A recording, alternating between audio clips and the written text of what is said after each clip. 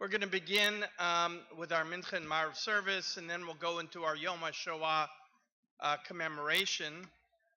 So we invite you. There's nothing over there. You want to come over here? Over here. Over here, Jack.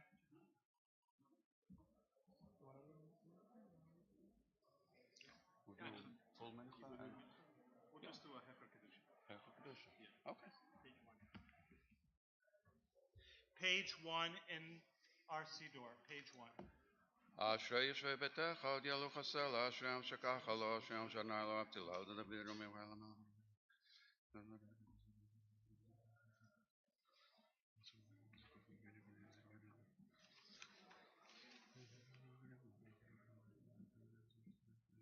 תהילת אדוני דבר פיו ויברך כל בשר שם קודשו לעולם ועד, ואנחנו נברך יום מעתה ועד עולם, הללויה. יתגדל ויתקדש שמי רבה, וילמד דברי חירותי וימליך מלכותי בחיי חון וימי חון ובחיי לכל בית ישראל, בעגלה וזמן קריב ואמרו אמן. יהי שמי רבה מבורך לעולם לעולמי עולמיה. יתברך וישתבח ויתפאר ויתרומם ויתנשא ויתהדר ויתעלה ויתהלל שמי דקדושה בריחו.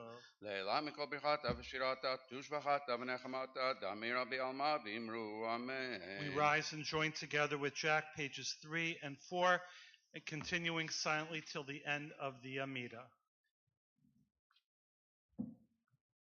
Baruch atah Adonai Eloheinu v'Elokei Avoteinu Elohei Abraham Elohei Yitzhak v'Elokei Yaakov Ha'el Agadol Hagibor v'Hanora El Elyon Gomel Chasadim Tovim v'Konei Hakol v'Zocher Chazdei Avot u'Mevi Goel Livnei Bneiim L'man Shemo B'Ahava Melech Ozer u'Moshiach u'Magen Baruch atah Adonai Magen Abraham אתה גיבור לעולם אדוני מחי מתים אתה רב להושיע מוריד אתה על מכלכל חיים בחסד מחיי מתים ברחמים רבים סומך נופלים ורופא חולים מתיר אסורים ומקיים אמונתו לשני עפר מי כמוך בעל גבורות ומי דומה לך מלך ממית ומחיים מצמיח ישוע ונאמן אתה לחיות מתים ברוך אתה אדוני מחיי המתים.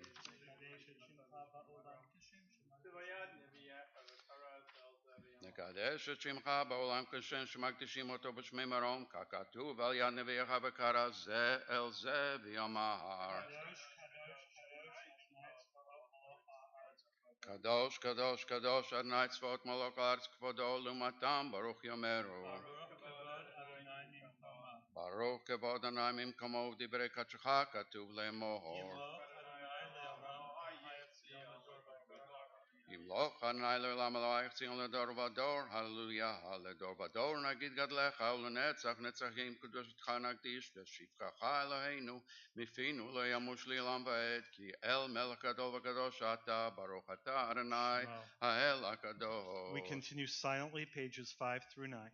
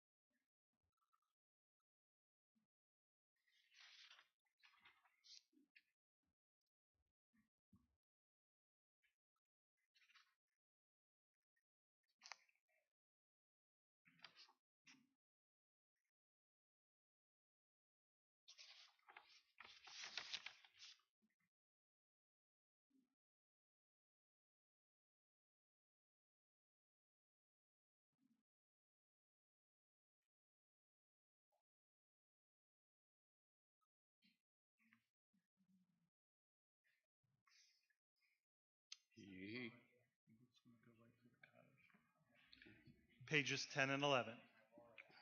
יהיו לרצון אמרי פי, והגיון ליבי לפניך, אדוני צורי, צורי וגואלי, עושה שלום במרומיו, הוא יעשה שלום עלינו, ועל כל ישראל, ואמרו, אמרו אמן. יעשה שלום, יעשה שלום, שלום עלינו ועל כל ישראל. יעשה שלום, יעשה שלום, שלום עלינו ועל כל ישראל. יתגדל ויתקדש מרבה, ויעמד דברה חירותי וימליך מלכותי בחייכון ובימיכון ובחיי לכל בית ישראל, בעגלה וזמן קריב, ואמרו אמן. יהי שמי רבה מבורך, לעולם לעולמי עולמיה, יתברך, וישתבח ויתפאר ויתרומם ויתנשא, ויתהדר ויתעלה ויתהלל שמי תקודשה בריחו, לעילם מכל ברכתה ושירתה, תושבחתה ונחמתה, דמירם בעלמה, ואמרו אמן. תתקבל צלותם ואותן לכל ישראל, קדם אבון דבי שמי, ואמרו אמן. יהי שלום רבה משמי, וחיים עלינו ועל כל ישראל, ואמרו אמן. עושה שלום במרמיו, הוא יעשה שלום עלינו ועל כל ישראל, ואמרו אמן. עלינו לשבח לאדון הכל, תד גדולה ליוצר בראשית, שלא עשנו כגויי ארצות, ולא שמנו כמשפחות אדמה, שלא שם חלקנו כהן, וגור עלינו ככל עמונם, ואנחנו קוראים ומשתחווים ומודים לפני מלך מלכי המלכים, הקדוש ברוך הוא. שמונת השמיים וסד הארץ, מה שאבי קרוב בשמם.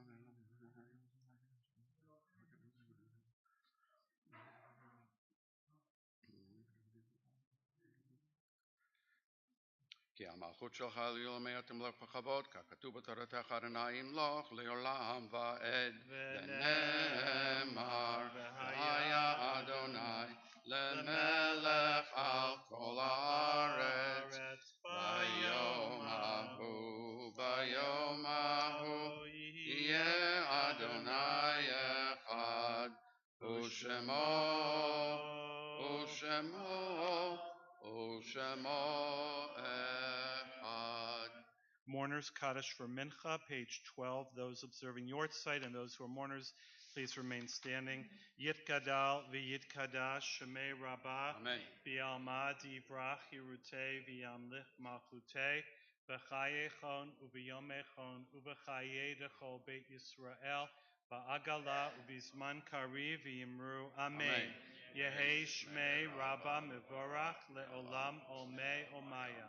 Yiparach v'yishtabach v'yipoar v'yitromam v'yitnaseh v'yitadar v'yitaleh v'yitalal shemei dekudisha berichu le'ela min kol birchata v'shirata tushbechata v'nechemata da'amiran bi'alma v'yimru amen. Yehi shlama rabba min shemaya v'chaim aleinu v'al kol Yisrael v'yimru amen. Oseh shalom b'mromav hu ya'aseh shalom aleinu v'al kol Yisrael v'yimru. Amen. Yasher Koach and Todah to Jack for leading us. Mincha service, we rise for the evening service. Page 281.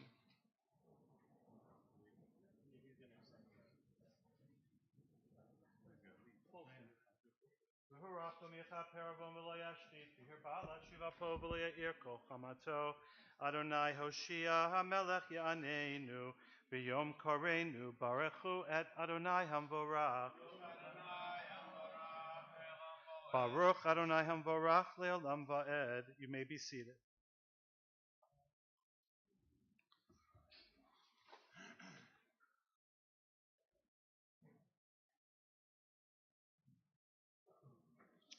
El Chai v'Kayam Tamid Yimloch Aleinu Le'olam Va'ed Baruch Ata Adonai Hama'ariv Aravim Ahavat Olam Be'Yisrael.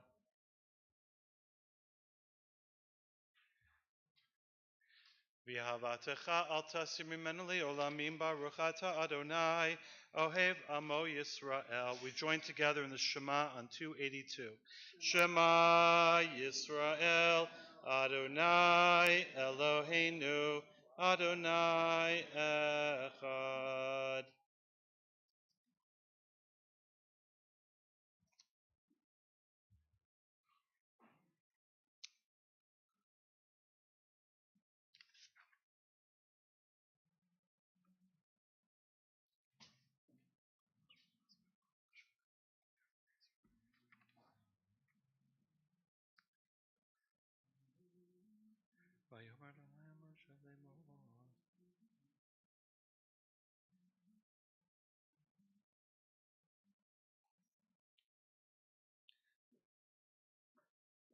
Ani Adonai Elohechem asher hotzeiti etchem me'eretz Mitzrayim liot lachem le'Elohim.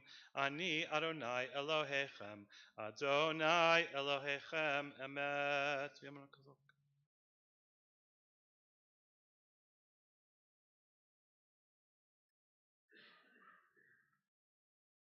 U'malchuto b'ratzon kiblu aleihem Moshe u'bnei Yisrael lecha anu shira b'simcha rabba v'yamruchu la'am michamocha ba'elim Adonai mikamocha nedar ba'kodesh norati hilot osefela malchutecha ra'uvanecha boker yam lifnei Moshe ze'eli anu v'yamru Adonai yimloch le'olam va'ed v'nehemar kifad Adonai et Yaakov Ugelo miad chazak mimenu baruch ata Adonai Ga'al Yisrael. On page 284, let's read together the English. Help us, Adonai, to lie down in peace and awaken us again, our sovereign, to life. Spread over us your shelter of peace. Guide us with your good counsel. Save us because of your mercy. Shield us from enemies and pestilence, from starvation, sword, and sorrow. Remove the evil forces that surround us. Shelter us in the shadow of your wings, O God, who watches over us and delivers us, our gracious and merciful ruler. Guard our coming and our going. Grant us life and peace now and always. Praised are you, Adonai, eternal guardian of your people Israel. Ushmor tzeitenu uvoenu l'chaim u'l'shalom me'ata v'ad olam. Baruch ata Adonai, shomer amo Yisrael la'ad. Baruch Adonai le'olam. Amen v'amen.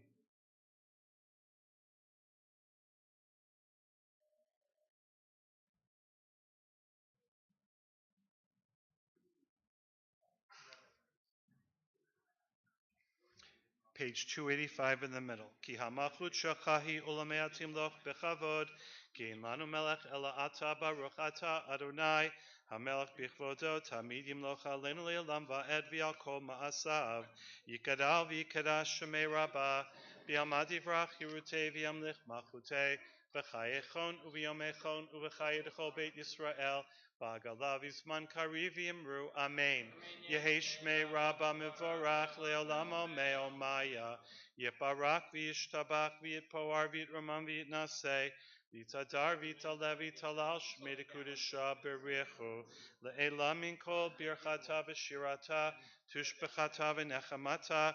Damiran b'yama v'yimru. Amen. We rise for the Amida silently, 286 through 291.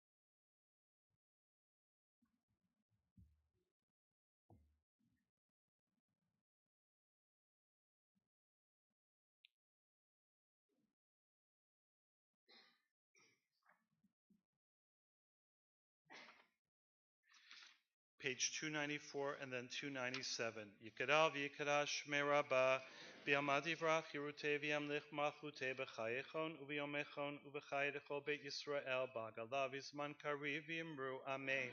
Yehesh Meraba Mevorach Leolamo Me Omaya Yeparak Vishtabak Vitpoar Vitromam Vitnase Vitadar Vitala Vitalal Shmei Kudisha Berechu Le'ela min kol birchata v'shirata tushbechata v'nechamata damiran biyama v'yimru amen. Tikabel tzlot honu v'adechon dechol Yisrael kadama v'hon div shmaya v'yimru amen.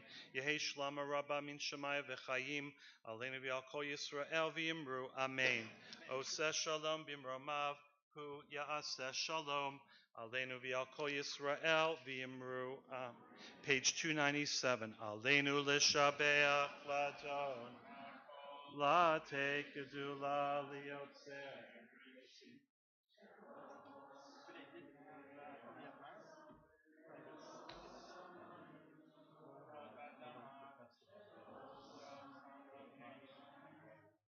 Gor aleinu kechol hamonam, va'anachnu korim, umishtachavim umodim lifnei melech, malachei hamlachim, akadosh baruch hu.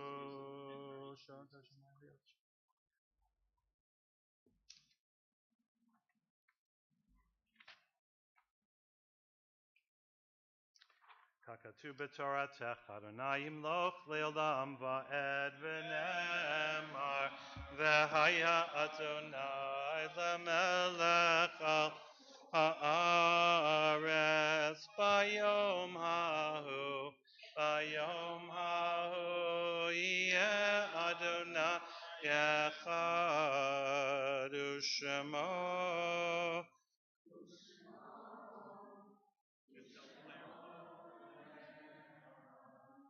On this, the 28th of Nisan, tonight and tomorrow, Temple Beth Shalom remembers with affection Frank Bloom, Jean Bloom, Mo Ballstein, Molly Donstein, Israel Greif, Saul Grossman, Samuel Cohn, Judith Kosover, Evelyn Samet, Beatrice Schwartz, and Elaine Sherman. In solemn testimony to that unbroken faith which links the generations one to another, let those observing your sight and those who mourn join together now in the words of the Mourner's Kaddish on 298. Yitgadal v'yitkadash shemei rabbah, bi'alma divrach yerute v'yamlich malchute, b'chayechon u'v'yomechon u'b'chaye dechol beit Yisrael, ba'agala u'vizman kariv v'yimru amen. Yehi Shmei Rabba Mevorach Le'olam Omei Omaya. Yiparach V'yishtabach V'yipoar V'yitromam V'yitnaseh V'yithadar V'yitaleh V'yitalal Shmei Kudisha Berechu Le'ela Minkol Birchata V'shirata Tushbechata V'nechamata Da'amiran B'yalma V'yimru Amen. Yehi Shlama Rabba Min Shemaya V'chaim aleinu v'al kol Yisrael v'yimru amen. Oseh shalom b'mromav hu ya'aseh shalom aleinu v'al kol Yisrael v'yimru amen.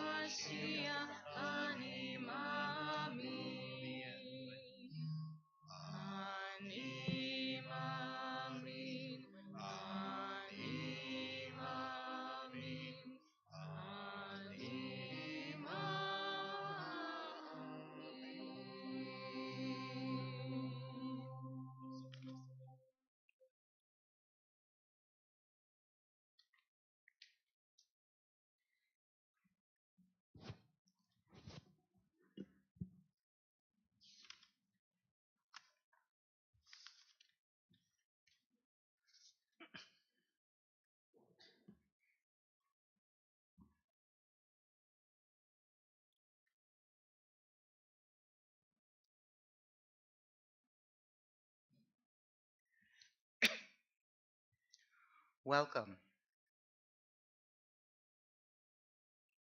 In keeping with the solemnity of this program, we ask that you please turn off your cell phones and refrain from applause. On April 15th, 1945, on his 25th birthday, my father, Herman Jaeger, was liberated from Bergen-Belsen.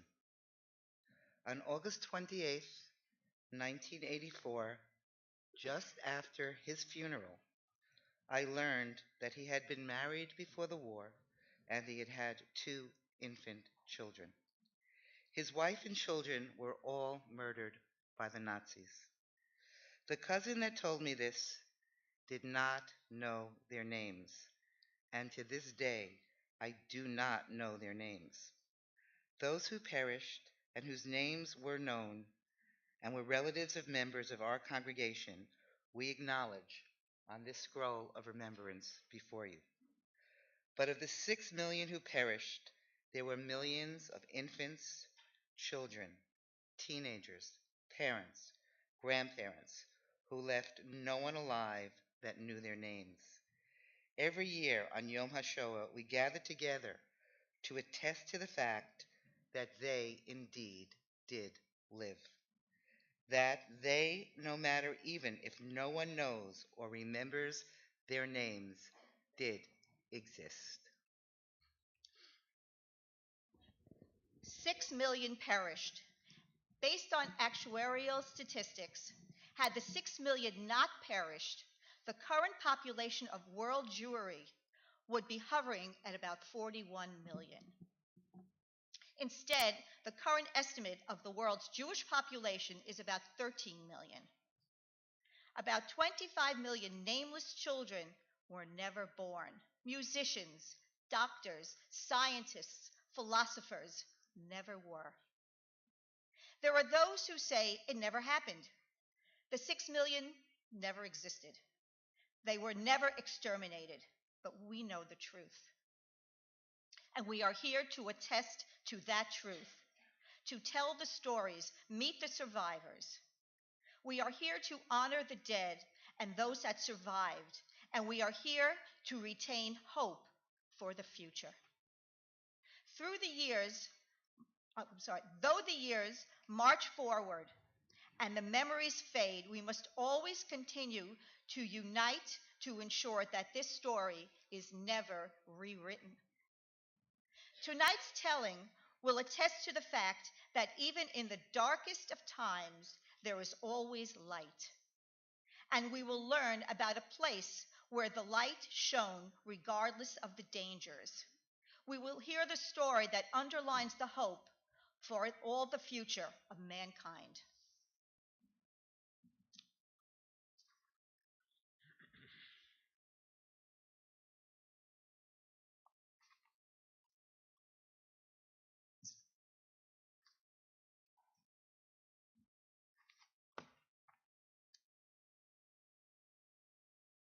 Ronnie Becher. Ronnie was born in southern Germany. She was a hidden child in France in 1942. Ronnie was helped by the OSE, the French Jewish humanitarian organization that saved hundreds of refugee children during World War II. It took her from a detention camp in France and brought her into hiding with the help of the Swiss Red Cross. Ronnie? Please light a candle.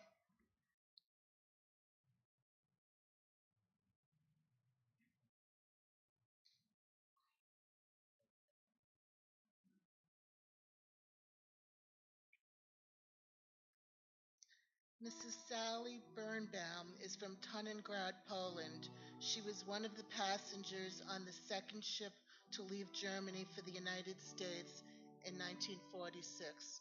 Please light the second candle.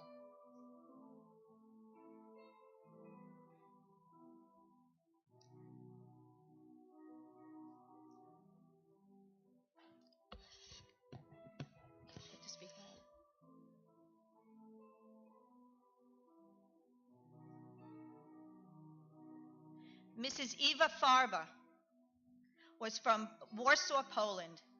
After liberation, she lived in France.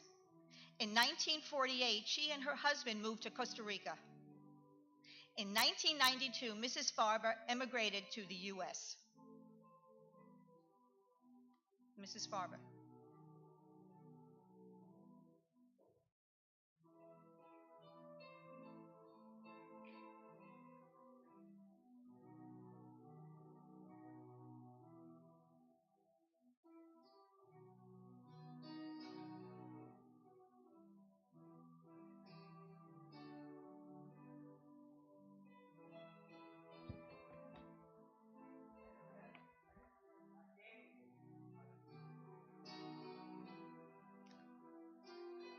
Mr. Erwin Fawley is from Munkac, Czechoslovakia. He came to the United States in 1946. Of the 10,000 Jewish people in his town, only 800 survived.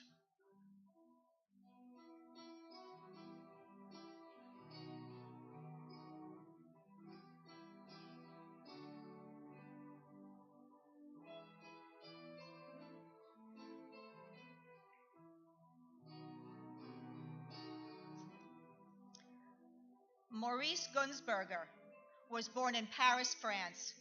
From July 1942 through the summer of 1945, Maurice and his family were hidden in several rural and remote places in France, including months in a coal cellar. Dr. Gunsberger came to the United States in March 1961.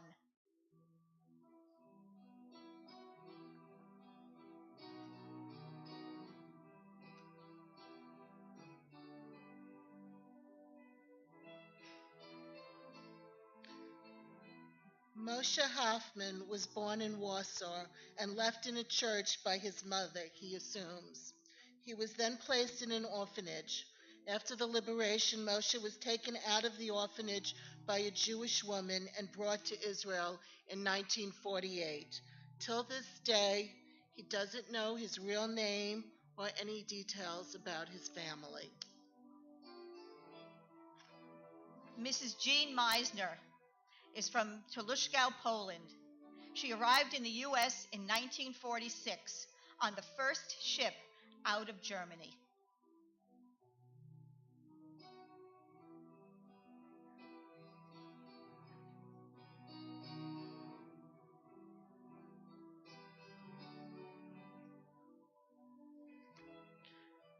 Renee Kahn Silva was born in Saarbrücken, Germany. She and her family were arrested in 1940 and sent to Gurs concentration camp, where she and her sister were subsequently saved by the people of Le Charbon, France. The family was later united and emigrated to the United States in 1947.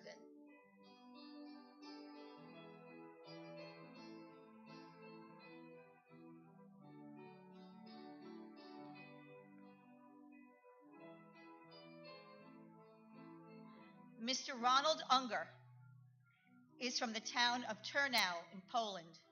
After liberation on May 6, 1945, he lived in Italy for 3.5 years before coming to the U.S. in 1948.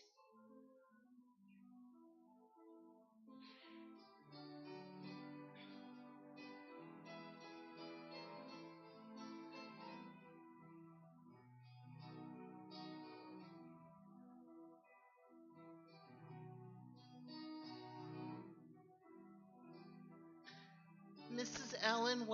Ellen Marks hoped to be here today, but she's in the hospital. She and 7 other Jewish girls were taken in and saved by a convent school in Belgium.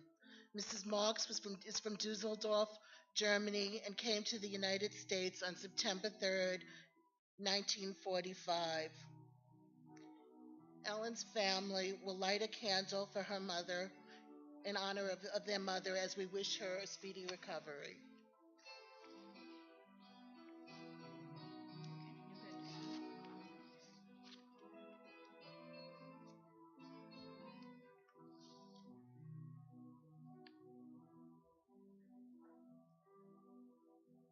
We will be lighting one more candle This memorial candle is being lit in memory of the righteous among nations who risked their lives while protecting and saving the lives of Jewish people.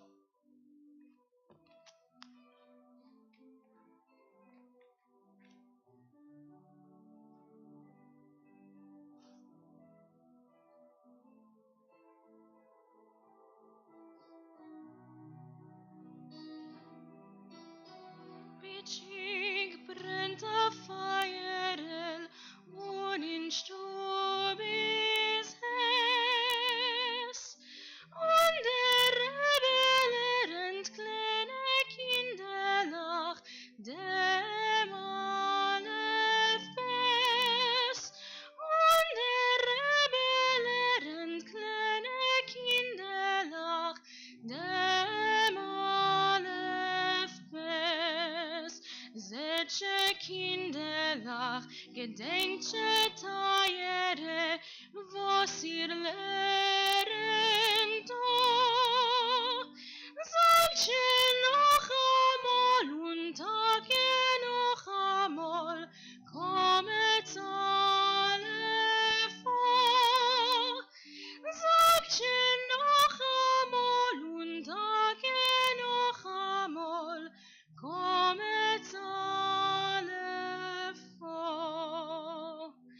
Eufen Pripitschig brennt a Feierel und in Stub is es.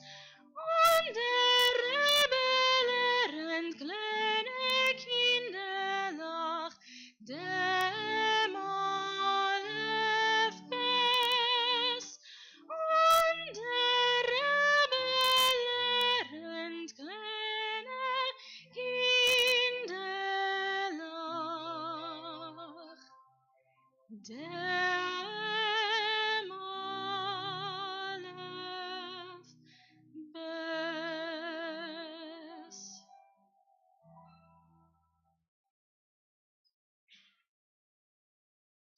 Eli,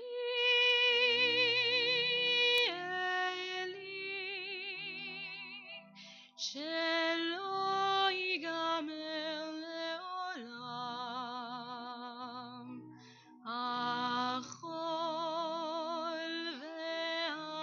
והים רישרו של המים ברק השמיים תפילת האדם. החול והים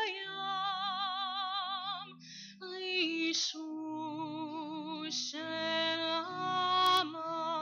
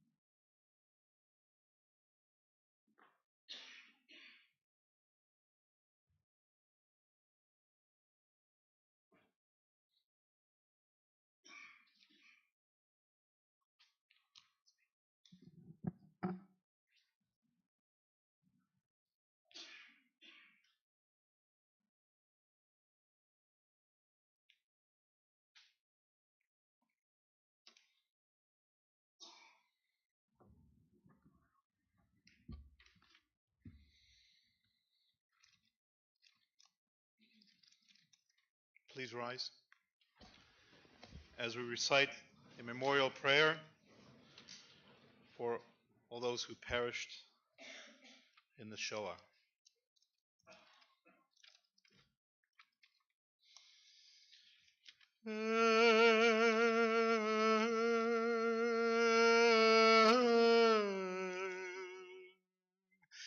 Male rachamim, shochen bameromim, hametzei menucha nechona tachat kanefei השכינה במעלות קדושים וטהורים כזוהר הרקיע מזהירים לנשמות כל אחינו ואחיותינו בני ישראל, אנשים, נשים וטף, שנטבחו בשואה, שנחנקו ושנשרפו ושנהרגו,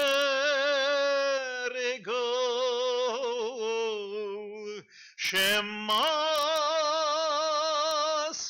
את נפשם על קידוש השם.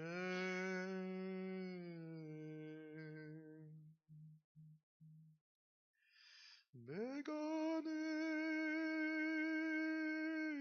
עדן, בגן עדן תהי מנוחתם. ענן בעל הרחמים הסתירם בסתר כנפיך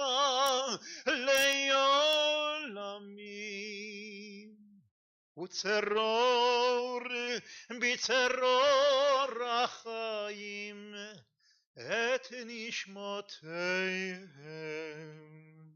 אדוני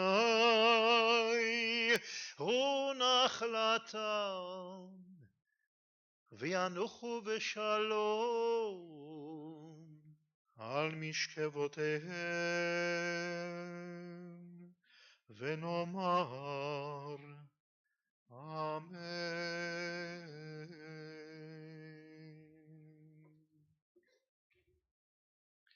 We all join together in the words of the mourner's Kaddish for the 6 million and all who died al Kiddush Hashem for the sanctification of God's name. The words can be found in the inside last page of your booklet. Yitgadal v'yitkadash shemei Rabbah b'alma divrach yerutei v'yamlich malchutei b'chaye chon u'v'yomei chon u'v'chaye dechol beit Yisrael ba'agala u'vizman kariv v'yimru amen. Yehi shmei Rabbah mevorach leolam olmei olmaya. Yitbarach v'yishtabach v'yitpa'ar v'yitromam v'yitnaseh v'yithadar v'yitaleh v'yitalal shemei kudusha b'richu le'ela minkol birchata v'shirata tushbechata v'nechemata da'amiran bi'alma v'yimru amen. Yehi shlama Rabbah min shemaya v'chaim aleinu v'al kol Yisrael v'yimru amen. Oseh shalom b'mromav hu ya'aseh shalom aleinu v'al kol Yisrael v'yimru amen. You may be seated.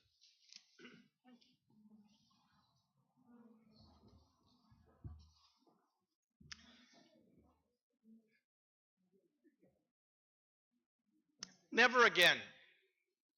That's what we say. For most of my life, the words never again have been something we said, but we never took it all that seriously, because who would think that ever again the world could consider such an act as the Holocaust? Surely we believed for so much of my life that the world had learned its lesson. And then in the last few years, things began to change. And never again became not a nice saying, but an urgent plea. I read a report recently of a young man. His girlfriend had a dog, and she kept nudging him about how cute her dog was, and he got so annoyed with her, constantly telling him how cute. So I thought he would do something to teach secretly the dog to do something so uncute that his girlfriend couldn't ignore it. So secretly, this dog, he taught that if you said Sieg Heil, the dog lifted its paw. And according to the story that I read, the dog also lifted the paw if you said gas the Jews. Now, by all reports that I read, this young man doesn't hate Jews. He's not anti-Semitic. He just thought it was funny. So Yom HaShoah has become more important than ever. When Sieg Heil, it can be funny. With the rise of pro-Nazi groups around the world and here in America, the story must be told. The memories must be preserved. And never again becomes not a nice slogan, but an urgent plea. Our guest speaker tonight is Dr. Carey Lane. He has been teaching in the Department of Academic Literacy at Queensborough Community College since 2010. He received his MFA in Art, Theory, and Practice from Northwestern University and his PhD in Post-Secondary and Adult Education at Capella University. One of Dr. Lane's main research interests is examining how image-based instruction affects text-based learning at the post-secondary level. I don't know about you, but I've always wondered how image-based instruction affects text-based learning at the post-secondary level. But in addition, prior to his work at Queensborough College, he taught painting and drawing and communication skills at John Jay College of Criminal Justice, and he still teaches forensic drawing there once a year. But this year, we have invited Dr. Lane to speak because of another story that he has to tell. To celebrate the fact that even in the darkest of times, there are those that will risk it all to do what is right.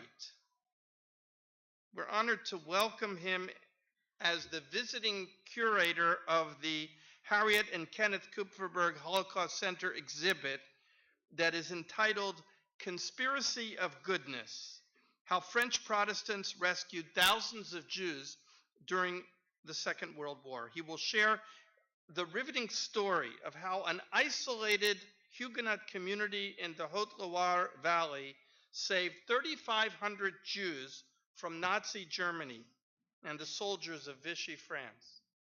And what I want you to do, what I ask you to tonight, is to listen on two levels. I want you to listen to his story, because I suspect if you're like me, it's a story we are unfamiliar with.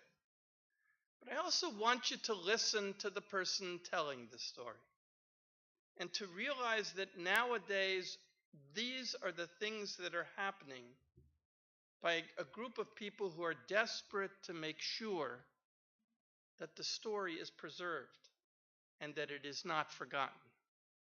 There is the story and there is the preservation of the story, and we honor them both tonight, and we welcome Dr. Lane to our synagogue.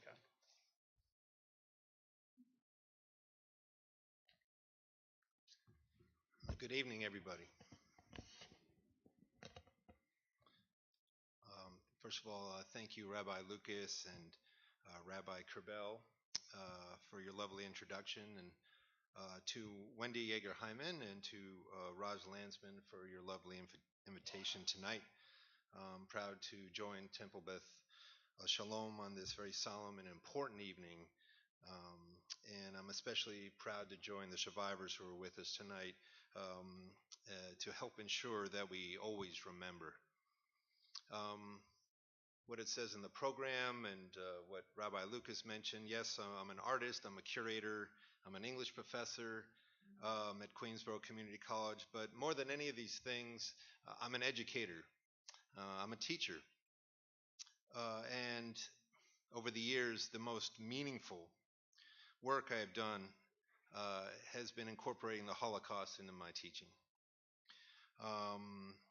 Examining with my students the tragedy and lessons of the Holocaust. And I do it not because it is easy, as JFK once said, I do it because it's hard.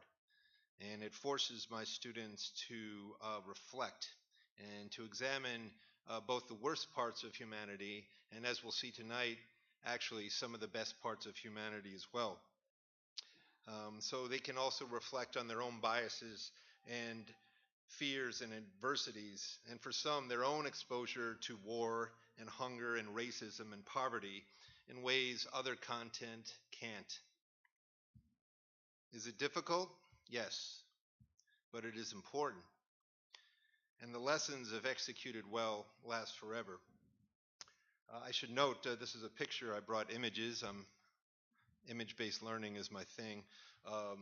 I brought some images of one of Renee Ken Silver on the right, talking with one of my students last fall. And on the left, that is Ethel Katz, who passed away about 2 weeks ago. She is a survivor from Western Ukraine. And some of you actually probably know her here.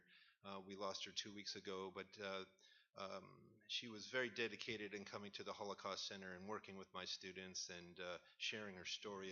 As you can see, the connection that are made between students and survivor are very special and meaningful. To help me use the Holocaust in my teaching, Queensborough was lucky enough to have a small but active Holocaust Center that I am proud to be a part of. With support of our administration, we have provided some ambitious programming, which I am proud to say had resulted in 20,000 visits last year alone, which is a record. As curator of the last two exhibits at the Kupferberg Holocaust Center, I've had a unique opportunity to expand the center's impact on our community, as well as influence the teaching and learning of our students.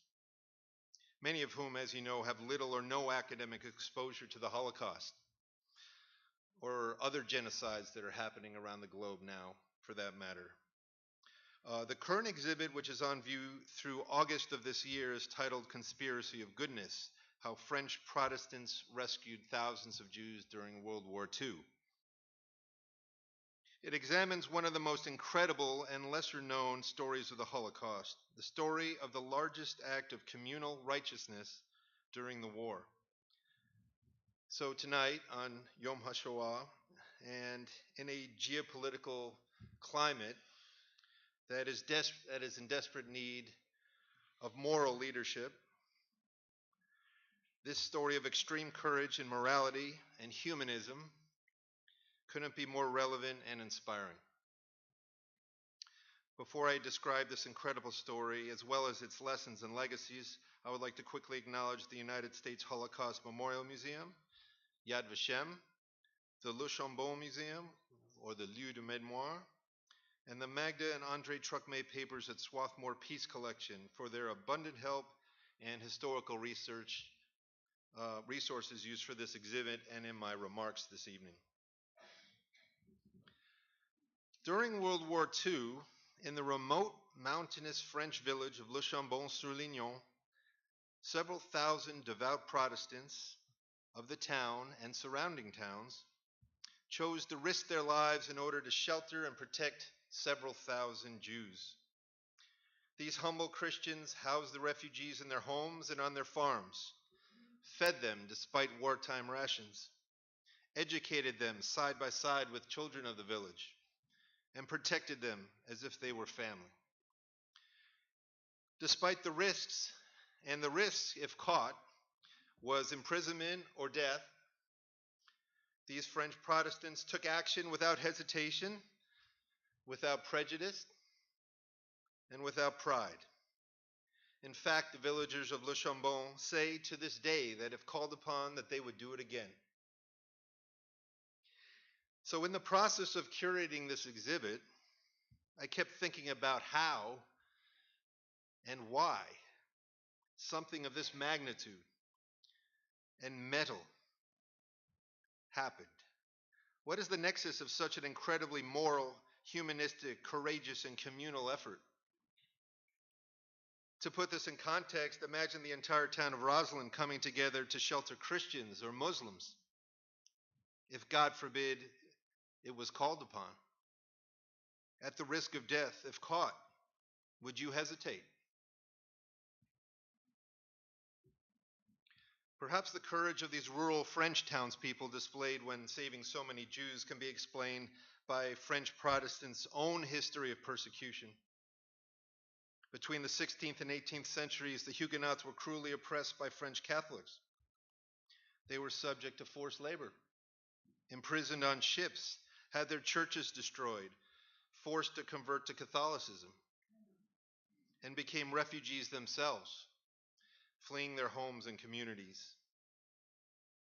The Plateau Vivray-Lignon, where Le Chambon and surrounding villages are located, is at 3,000 feet above sea level, tucked away in a remote mountain range in south-central France called the Massif Central.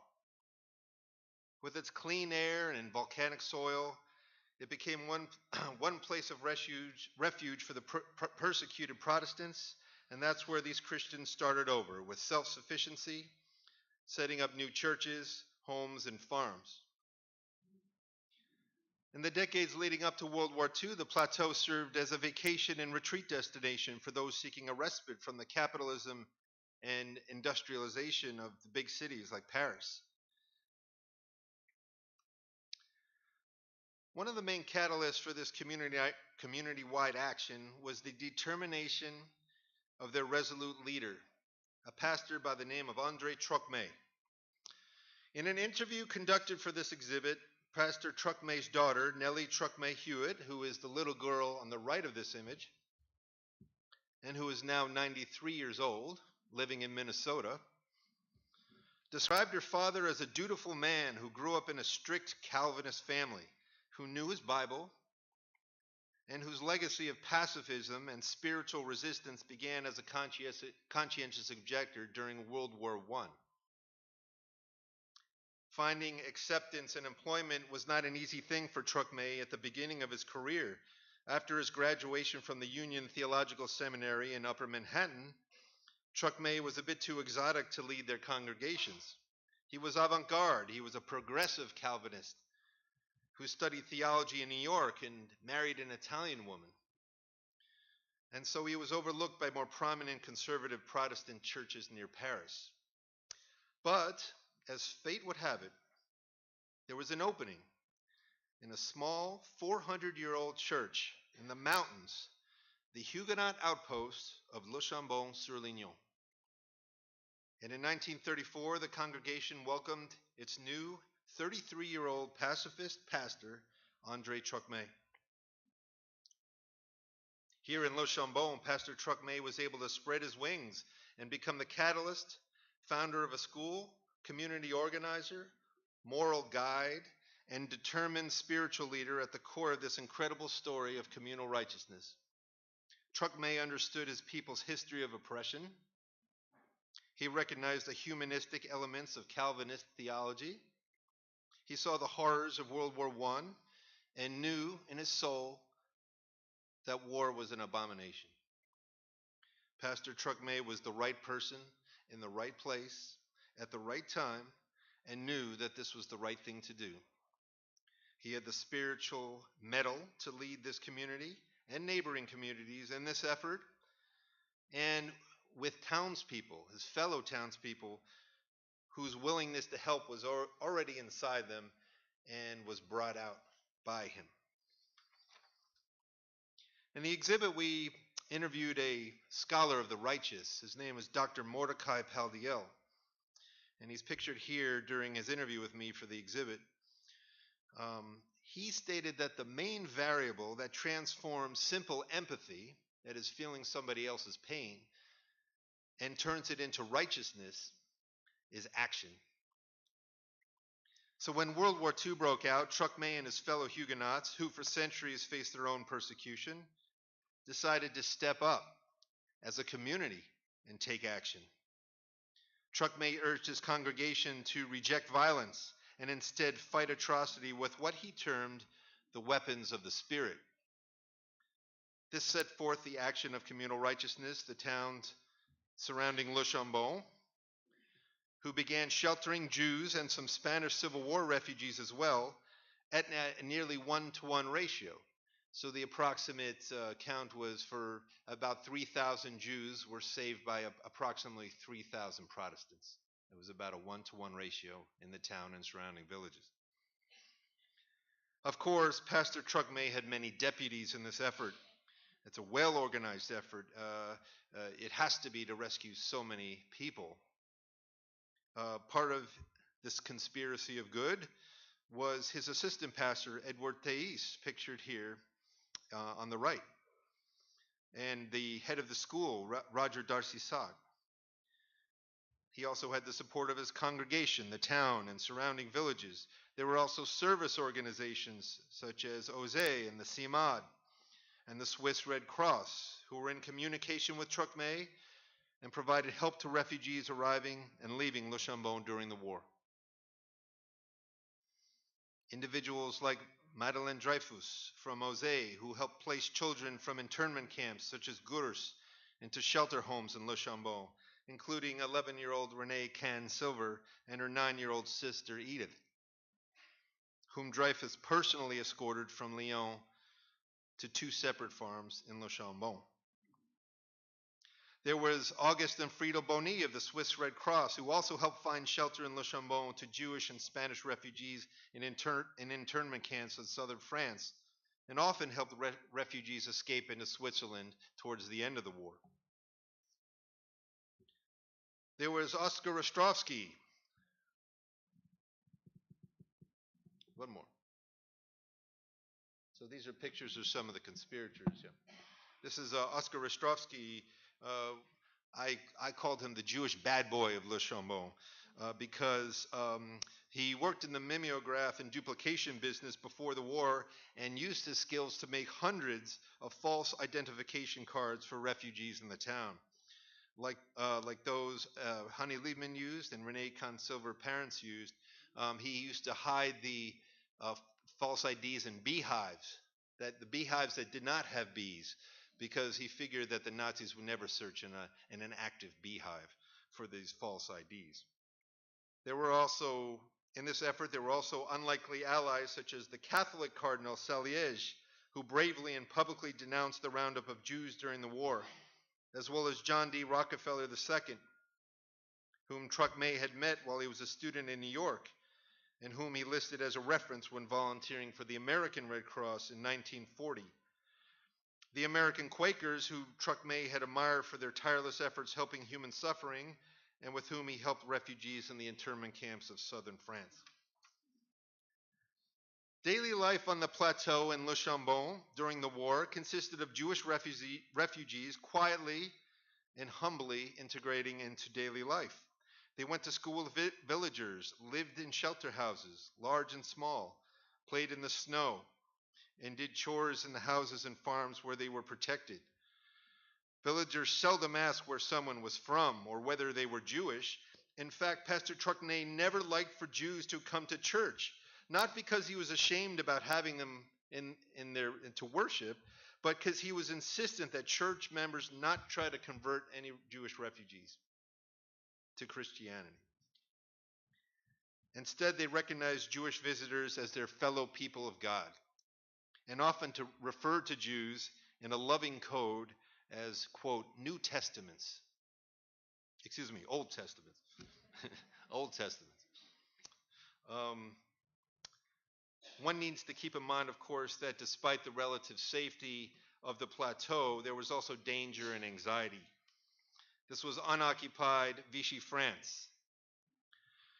But there were still Nazis and gendarmes in the area. Neighboring towns were raided and burned. German soldiers convalesced in the hotel in the center of Le Chambon itself. Jews were still being captured and deported east, and the armed French resistance was active in the region, staging counterattacks. There were also many arrests, including Truckmay, Thais, and Roger Darcy-Sack themselves. Many of those arrested were sent to concentration camps, including Truckmay's cousin Daniel, who died in Madonna concentration camp, as well as several of his students who died at Auschwitz. So this wasn't 100% successful, but it was pretty darn close. So Jewish refugees, of course, lived with a justified level of anxiety, and most understood why they were being sheltered there. Many of them, especially the children, were separated from their parents and may not have known. There were constant fears of raids and deportation, and a deep worry or dread about the well-being of family members. So escaping into neutral Switzerland, which is about 100 mountainous miles away, was a strong option for the Jewish refugees.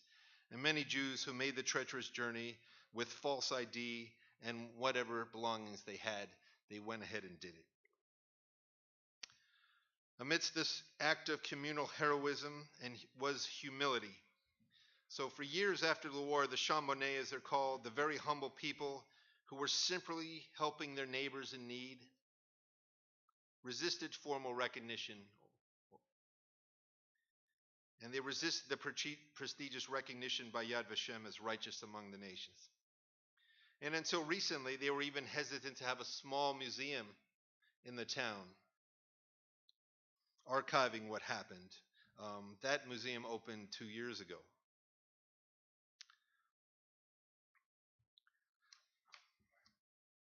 This is a story about what the possibilities for goodness are and the limits for the human capacity to help one another. When you enter the gallery of the exhibit, you see the wall of faces of the conspirators of good, both Protestant and Jewish, from Le Chambon. We wanted to transport you there through sight and sound, including hearing Pastor Truckmay's actual sermons on loudspeakers, both in French and in English.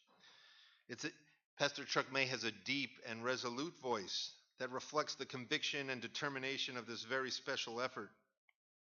Towards the end of the exhibit, you'll notice that Truckmay's spiritual resistance, activism, and pacifism continued until his death in 1971. Preaching peace and anti-violence, evidenced in the exhibit with ads from the New York Times protesting the Vietnam War and protesting nuclear proliferation. Truckmay joined fellow spiritual resistors Eleanor Roosevelt, Martin Luther King, in signing the bottom of these advertisements. I will conclude my remarks with one final image. It's a close-up of the entrance of that 400-year-old Protestant church in Le Chambon, the epicenter of this incredible story of communal courage, morality, and righteousness. The church doors are 15 feet high, and it features an engraving above its doorway, and it reads in French, "Aimez-vous les uns les autres," which means love one another. I would like to show you a quick 4-minute video, or a segment of a 4-minute video from the exhibit that speaks to the lessons and legacies of this story.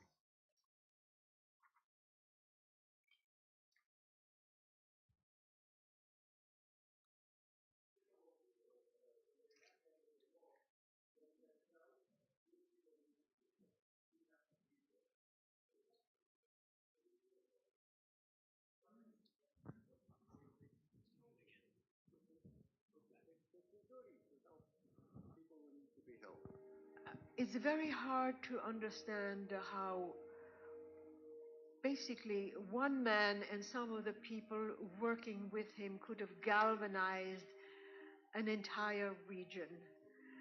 But he did. Most people who do good deeds, they do it because it's an individual decision. There are exceptions to that, and Le Chambon is an exception.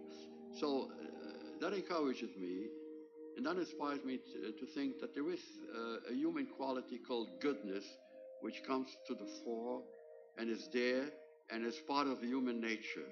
And the more we speak about the good people, maybe that will inspire and encourage others to try to do acts of goodness, to be good people as much as possible in the world in which we live.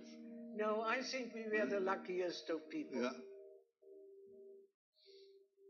We were the luckiest of people to get out of the concentration camp. Even more so that we were taken to a place like Le Chambon. Absolutely. Otherwise, you wouldn't be talking to us today. Yes, we have hundreds of thousands of refugees. Are they welcomed and taken care of the way we were taken care of in Le Chambon? I doubt it. And I think it's like an obligation for everyone to do good deeds, which in one's life. So when persons are about to leave the world and they reflect on what they did in their life, they should be able to say, "Oh, I bought a good stock and I made $1 million." No, I helped some of these persons, and that's why I'm glad that I did something good in my life. I helped. I remember there was a case where a person needed help and so on. I did this and that. So I'm glad I did something positive in life. I would say that Le Chambon was a wonderful experience and a great teacher in teaching us that the world can also be very different from what we had experienced in Germany and so on. It was a revelation, and I hope it taught everyone who was there the lesson of how what a human being should be. We sang that whenever we said goodbye to a group, and when we sensed that it might be the last time we would be saying it. And the song actually says, must we say goodbye without any hope of seeing each other again? And then the refrain is, no, we shall see each other again, my brothers or my sisters. We shall see each other again. We shall see each other again one day. Faut-il se quitter sans espoir de retour? Faut-il se quitter sans espoir de nous revoir un jour? Non, nous reverrons, mes frères, ce n'est qu'un au revoir. Oui, nous reverrons un jour, ce n'est qu'un au revoir. So I have one final surprise for everyone tonight. I would like to bring to the Bima Renee Can Silver, who was prominently featured in this film and in the exhibit. She is living in Garden City, and she lit a candle. I don't know if you remember, she came to the United States in 1947. Renee has just met with Temple Beth Shalom's religious school students for a wonderful presentation to share her story so that another generation may take on the responsibility of not allowing the world to forget. So, Renee, would you like to join us? And we will have a question and answer session with Renee for 15 minutes after she has brief words. Okay.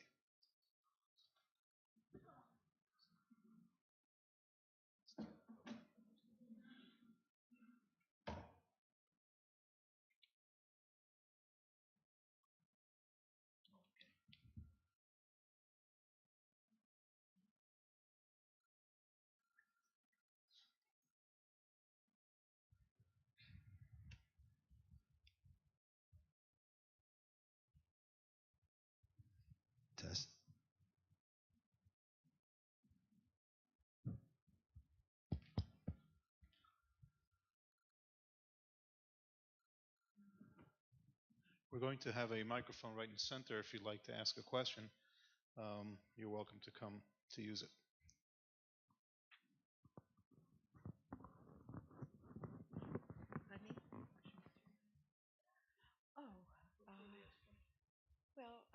I would like to sort of capsulize a little bit what Carrie said, and that is the feeling of altruism that was so prevalent in Le Chambon. And I remember listening to Pierre Sauvage, who made the film Weapons of the Spirit, being interviewed by, what's his name, Channel 13, what's his name? Anyway, when he was asked what, not Charlie Rose, no, it's before him.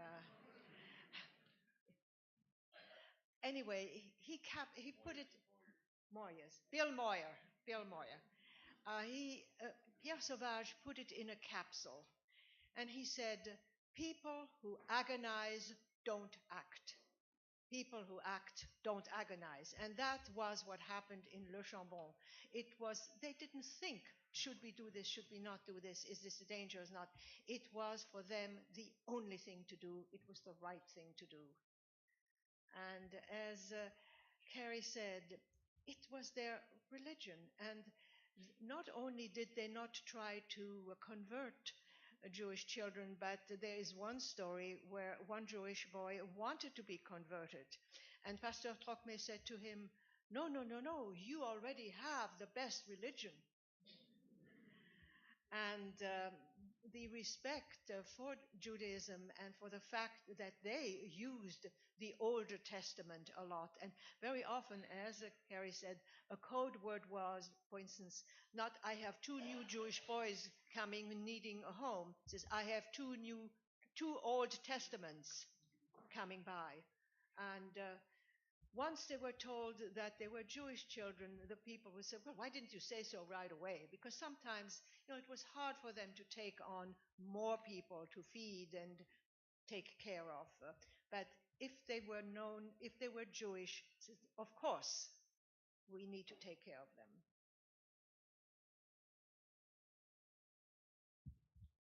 Feel free to ask questions of Renee. She was there.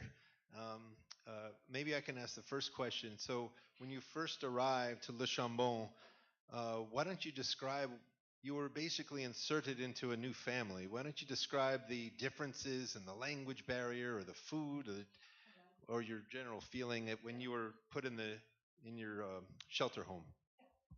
The photographs you saw here of the young people playing in the snow and going to school, that was not my sister and myself. We were truly, truly hidden. When we were brought there, she was hidden with one family and I was hidden with another family, far, far away from the center of town, totally isolated. And a typically poor Massif Central family living in a house that had a stable where there was a cow and a goat, and then there was another room which was the kitchen, living room, as well as it had a bed sort of dug into the wall, an alcove, and then there was another room which was a bedroom. There was no running water, there was no electricity, and the people spoke French to me, but to each other they spoke a dialect called Auvergnat, which is totally unintelligible to someone who does not speak it. It was very isolating, and I had no news. We had, as I said, no electricity, no books, no radio. We were not even allowed to receive mail from home.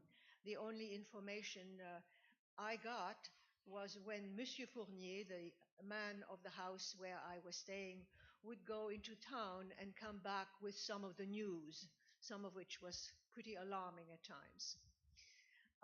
My sister was well taken care of, but they were very, very poor. Monsieur, we did not I never felt hungry when I was there, but I was never a big eater, and food was never the most important thing to me. But we lived on vegetables and eggs. We also had some chickens, and that was part of my job, helping Madame Fournier get the eggs every morning and pick the beans and the peas. And then after that, I used to herd the cow and the goat with Marcel, the son of the family. Actually, I went back there. That was 1942. In 1989, I went back, and my husband and I took out a topographic map, and we traveled and we traveled and traveled until we found that house again. And it was still just as isolated. There was still not another building around, but now they had electricity. They even had television. And the trough in front of the house where we used to get our water, where etc., etc., was gone. They now had running water. Another idea to give you an idea of how primitive is the only word I can say is the first morning I was there, when I went to the trough outside the fountain to brush my teeth, they called each other over to see what I was doing, because that was something they had never seen. So, yes. Please go to the microphone. Maybe you can hand the microphone to them. Here. Hi. Thank you for sharing your story with us. I wanted to know if you got a new identity. Were your parents with you there too? Well, my parents were not with me there. When we were there, we were, our names were not really, we were not allowed to get any mail because our names were not to be known. When we were finally called back to come to Lyon, near Lyon, where my parents lived, my parents had secured false papers, and we became the Webers, Monsieur and Madame Weber, and we had again to leave everything behind us because almost everything we had our name on it. We had to leave for the Swiss border with just a little valise and leaving everything else behind, which was, I think, let's see, at that point, that was the third time we were leaving everything behind. We were to do that one more time, two more times, actually. And how close were the Nazis to where you were? Pardon me? How close were the Nazis to where you were? When I have to emphasize that although I was born in a country that was annexed by Germany in 1935, and my family, the bulk of my family was German and totally exterminated by the Germans, my father, mother, sister, and I suffered most at the hand of the collaborative French fascist government, the Vichy government. Um, the Nazis were in the occupied part of France, which was very well designated on the map that had been up there. We were in the unoccupied part of France, but by the time the French Vichy government had taken over, it was just as bad as being in Germany. The French they had multiple camps throughout France. I mean, dozens of them. Lovely names. When you hear them, it sounds beautiful French, and they were not extermination camps, but they were definitely portals to the extermination camps. The Jews who were brought to these camps were deported from them on French trains to Germany and Auschwitz. I'm going to ask if Renee would be gracious enough afterwards to be available for some questions, because we do have some students that had prepared a little something, and it's getting late for them. So okay, thank you.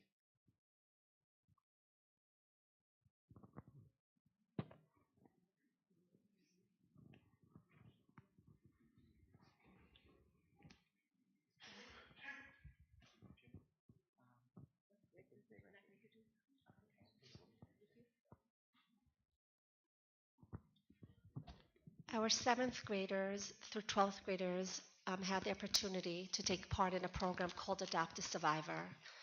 I have 3 students this evening, Alec Borg, Leah Bahiri, and Hannah Roth, if I could invite all 3 of you up. to share snippets of their experience. We were honored to work with two survivors, Anita Westward and Ronnie Beecher, who's here with us this evening, who spent many weeks with our students sharing their story. So I will leave it to the students, and I really wanted to thank especially Ronnie, who's here this evening, for giving your time to work with the students and really impacting them. Thank you.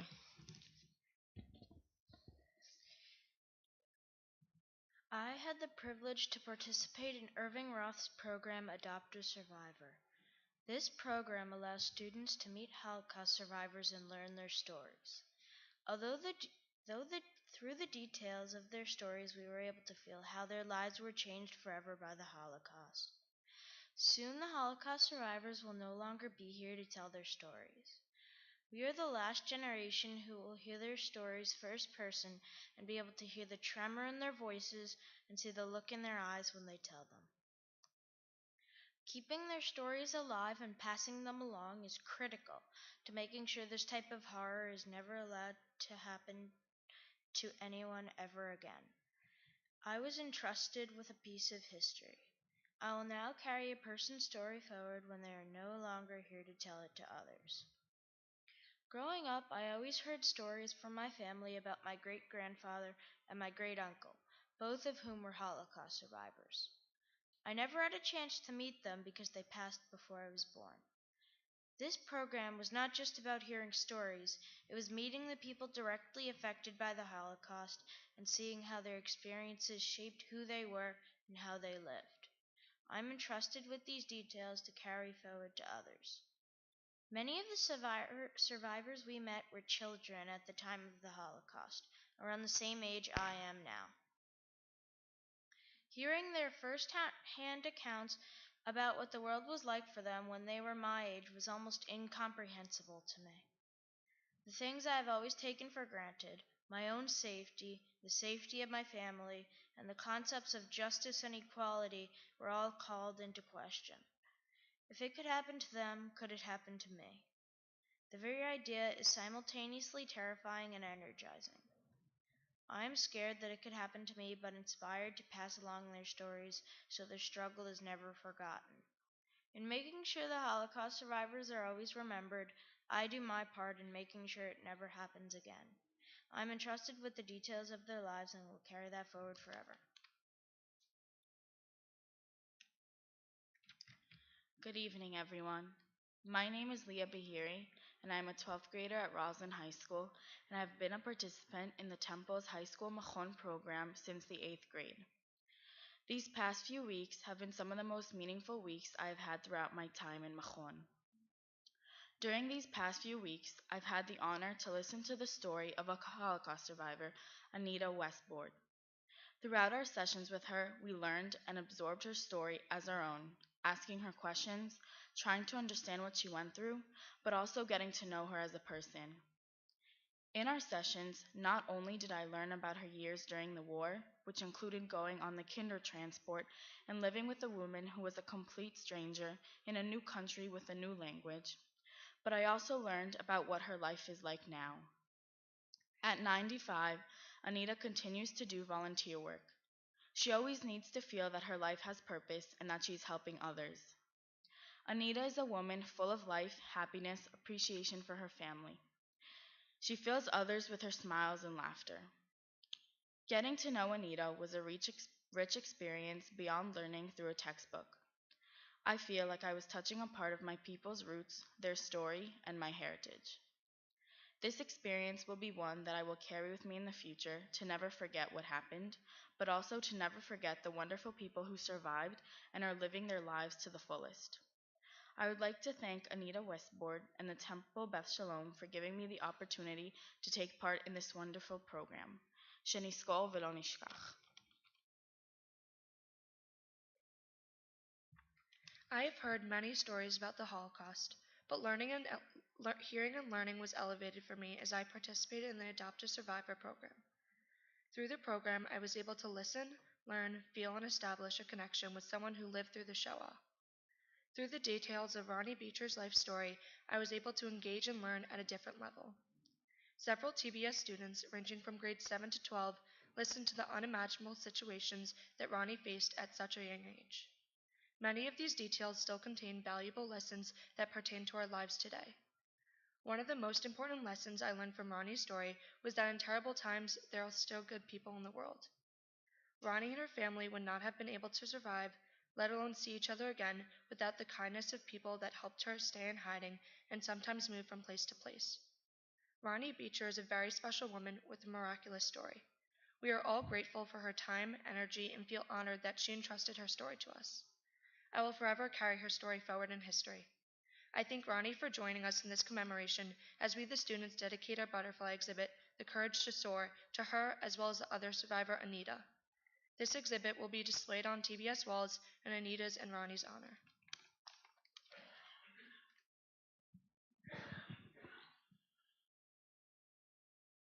I'd like to ask our students at this time to come forward for the singing of Pray for a Brighter Day.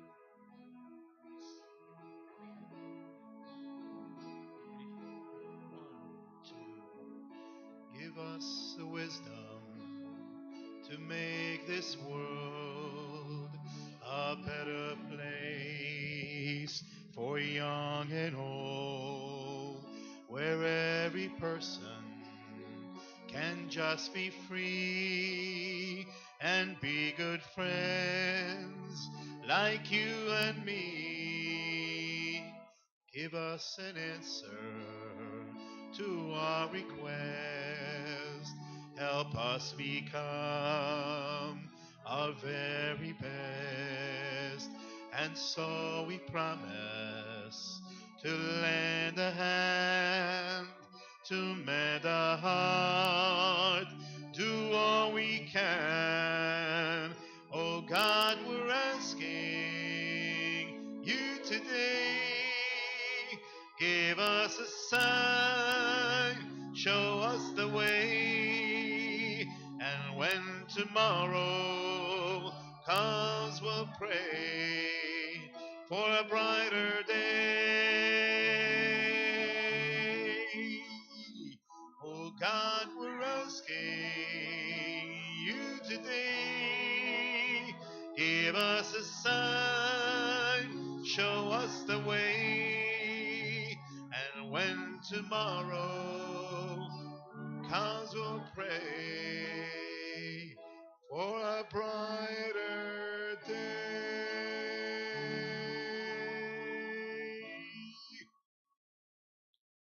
And in conclusion, we ask everyone to rise for the singing of Hatikva.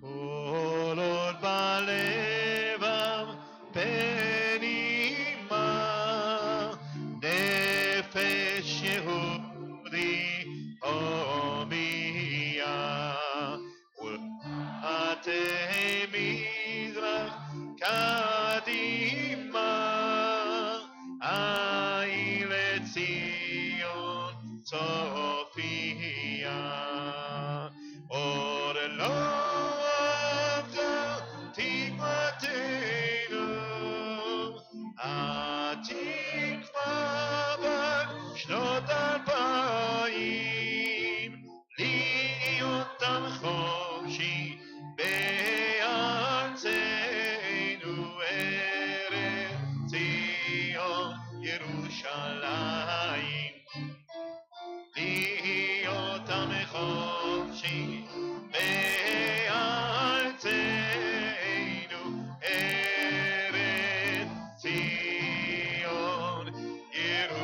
Thank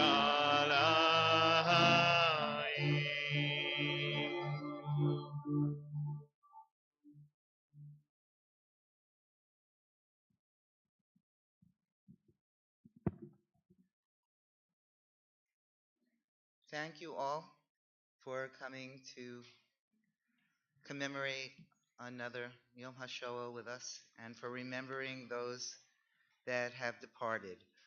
We're asking you please to leave in silence. And if any of you do have any questions that I'm sorry we could not get to, I've asked Renee and Corey to remain up here for a few moments. You're welcome to come up and ask them your questions directly. Thank you and good night.